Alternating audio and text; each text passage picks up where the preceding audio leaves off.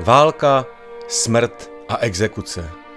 3 události, které utvářely v posledních dekádách osudy tohoto paláce. Jaký je celý příběh zámku, odsouzeného k smrti už po 3.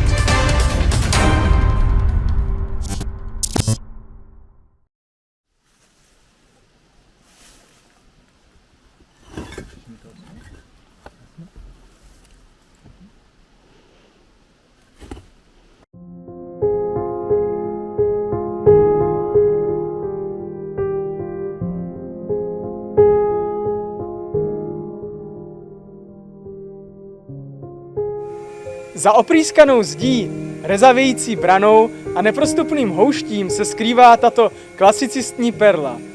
Vítejte na prohlídce Paláce poutníků.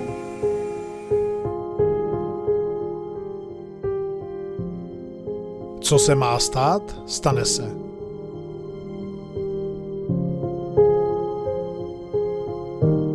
Toto smutné poselství dost možná nese zámek i zarostlý pozemek ležící skoro na konci světa. V 16. století bychom zde našli ne příliš významný opevněný hrad. Do poloviny 18. století o něm není známo mnoho. Tehdy z něj ale šlechtická rodina učinila své rodové sídlo a přebudovala jej do současné podoby barokně klasicistního zámku. Moc výhodné místo si však pro tento záměr evidentně nevybrala. Krátce po přestavbě byla totiž po válce 2 velmocí obec protuta hranicí, která tu zůstala i po jejich rozpadu. Za 2. světové války pak přes ní byly pašovány zbraně pro německé povstání a po jejím konci bylo 750 obyvatel obce odsunuto. Více než 100 prázdných domů a statků navíc prošla demolicí a zdejší panství tak čekal zánik. Samotný zámek sice zůstal ušetřen, ale ne na dlouho. Krátkou dobu ještě sloužil jako rekreační středisko, ale to jen do další osudové chvíle. Po výbuchu granátu, který našli v 60. letech místní děti na poli v sousedství, zůstalo staré sídlo opuštěné. Zámek skončil bez dveří, oken i střechy. Nakonec nad ním orgány vynesly rozsudek smrti. Vzhledem k četným rekonstrukcím a výraznému poničení měla podle nich budova už jen minimální hodnotu.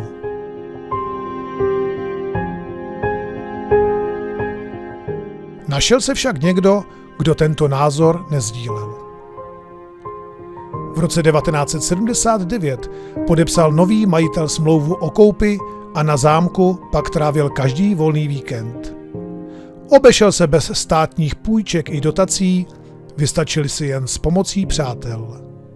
Díky jeho píli měl o 10 let později panský dvůr znovu všechna okna, všechny dveře, podlahy, stropy i střechu.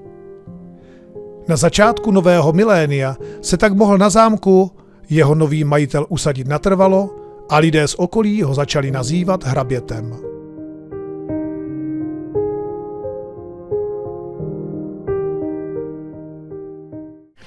Jest to typowy salon klasycystyczny, prawda, który otrzymał ten wystrój, który mógł tutaj być w epoce, kiedy on powstał.